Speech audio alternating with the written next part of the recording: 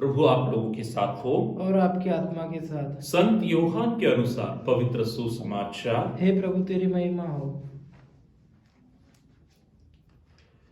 पास्का पर्व का पूर्व दिन था।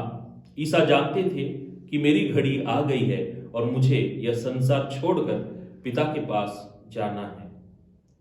वे अपने को जो इस संसार में थे प्यार करते आए थे और अब अपने प्रेम का सबसे बड़ा प्रमाण देने वाले थे। शैतान ब्याही के समय तक सीमोन इस्कारियोते के पुत्र यूदस के मन में ईसा को पकड़वाने का विचार उत्पन्न कर चुका था। ईसा जानते थे कि पिता ने मेरे हाथों में सब कुछ सौंप दिया है। मैं ईश्वर से आया हूं और ईश्वर के पास जा रहा हूं। उन्होंने भोजन पर से उठकर अपने कपड़े उतारे और कमर में अंगोछा बांध लिया। तब वे परात में पानी भरकर अपने शिष्य के पैर धोने और कमर में बंधे अंगोछे से पोंछने लगे। प्रभु का सुसमाचार। हे क्रिस्त तेरी स्तुति हो। क्रिस्त में मेरे प्रिय भाइयों और बहनों, आज हम आज्ञा गुरुवार का महापर्व मना रहे हैं। इसी दिन यीशु ने पवित्र मिसा बलिदान की स्थापना की, पवित्र याजक पद का स्थापना किया और हमें एक आज्ञा दी, एक दूसरे से प्रेम करो। गौर करने की बात है कि आज के ही दिवस पवित्र मिसा बलिदान की स्थापना हुई, लेकिन हम संत योहान के सुसमाचार पर मनन कर रहे हैं, उस घटना पर मनन कर रहे हैं जिस घटना में पवित्र मिसा बलिदान की स्थापना के बारे में किसी भी प्रकार का उल्लेख नहीं है। मेरे प्रिय भाई और बहनों, पवित्र मिसा बलिदान की जो स्थापना है उसका उल्लेख संत मत्तई के सुसमाचार में है, संत मार्कुस के सुसमाचार में है और साथ ही साथ संत लूकस के सुसमाचार में है और संत पौलुस के पत्र में, करंती करके पहले पत्र में है, लेकिन संत योहान के पत्र में नहीं है। आज का जो दूसरा पाठ है संत पौलुस का पत्र है करंती कर के नाम पर, और उस पाठ का उल्लेख हम दूसरे पाठ के रूप में करते हैं और मिसा बलिदान की स्थापना के बारे में इस पाठ में हम पढ़ते हैं। अब गौर करने की बात है, आश्चर्यचकित करने की बात यह है कि संत योहान के सुसमाचार में एक पूरा अध्याय 6 केवल और केवल पवित्र यूक्रिस्ट पर आधारित है। पवित्र यूक्रिस्ट क्या है? मैं जीवन की रोटी हूं, जीवन देने आया हूं, इसके बारे में एक संपूर्ण वृत्तांत है। लेकिन पवित्र यूक्रिस्ट की जो स्थापना हुई, पवित्र मिसा बलिदान की जो स्थापना हुई, पवित्र क्रिस्त याग की जो स्थापना हुई, उसके बारे में संत योहान किसी भी प्रकार उल्लेख नहीं करते। बाकी सुसमाचार प्रवर्तक मत्तई, मार्कुस और लूकस करते हैं। इसके पीछे का राज क्या है, अर्थ क्या है? देखिए, संत योहान यह सुसमाचार ईस्वी सन 90 में लिख रहे हैं। तब तक तो कलीसिया स्थापित हो चुकी थी, फैल चुकी थी और लोग जो थे क्रिस्त बलिदान को मना रहे थे, मिसा बलिदान को मना रहे थे। इसीलिए संत योहान ने इसकी आवश्यकता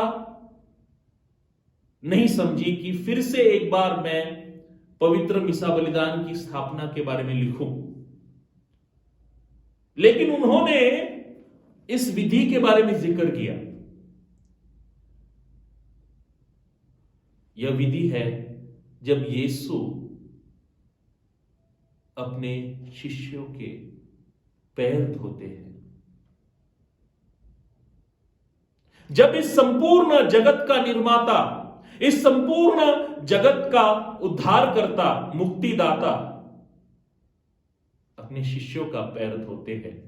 संत योहान अपने समुदाय को यह संदेश देना चाहते हैं कि पवित्र मिसा बलिदान और साथ ही साथ यह जो पाद प्रक्षालन विधि है, इसमें कोई अंतर हमें नहीं देखना चाहिए, एक ही है। पवित्र मिसा बलिदान में हम क्रिस्त का शरीर और रक्त ग्रहण करते हैं और इसे ग्रहण करने के बाद हमें सेवा का माध्यम बनना चाहिए। करंती कर के जो पत्र है, करंतियों के नाम, उस पत्र में संत पौलुस लिखते हैं कि पवित्र क्रिस्त शरीर हमारे लिए सजा के माध्यम नहीं बल्कि उद्धार का माध्यम बनना चाहिए। क्योंकि कोरिन्थ एक ऐसा शहर था, नगर था, जहां पर ईसाई लोग अमीर थे, बहुत सारे अमीर ईसाई थे, और साथ ही साथ संपूर्ण रूप से कंगाल और गरीब ईसाई भी थे। वहां पे ऐसी समस्या थी कि उस समय हमें मालूम है कि गिरजाघर नहीं थे, लोग अपने घरों में ही मिसा बलिदान अर्पण करते थे, और एक घर होने के बाद दूसरा घर। लेकिन अमीर जो थे उस समय दबाव डालते थे कलीसिया के अधिकारियों पर कि मिसा बलिदान हमारे ही घरों में होना चाहिए, और उन घरों में भी हम देख सकते हैं एक विभाजन था, अमीर ही आगे रहते थे, गरीब पीछे रहते थे। साथ ही साथ वहां पर गोत्रगमन अथवा इंसेस्ट जैसे पाप का भी प्रचार था। लोग पापमय जीवन जी रहे थे, एक दूसरे की सेवा करने के बजाय विभाजनकारी दृष्टिकोण को बढ़ावा दे रहे थे, और इस संदर्भ में लिखते हैं कि आपकी सजा का कारण न बने। और इसी अर्थ को आगे ले जाकर इस पाद प्रक्षालन विधि को प्रस्तुत करते हुए संत योहान भी यह संदेश देना चाहते हैं अपने समुदाय को कि क्रिस्त शरीर और रक्त ग्रहण करने के बाद तुम सेवा के माध्यम बनो, सेवा के अधिक अभिकारक बनो। मेरे प्रिय भाइयों और बहनों, आज इस महापर्व को मनाते हुए हमें प्रश्न पूछना चाहिए कि हम जब इस संस्कार को ग्रहण करते हैं, क्रिस्त शरीर संस्कार को ग्रहण करते हैं, इस संस्कार को ग्रहण करने से पहले पूर्ण तैयारी से क्या हम इस संस्कार को ग्रहण करते हैं?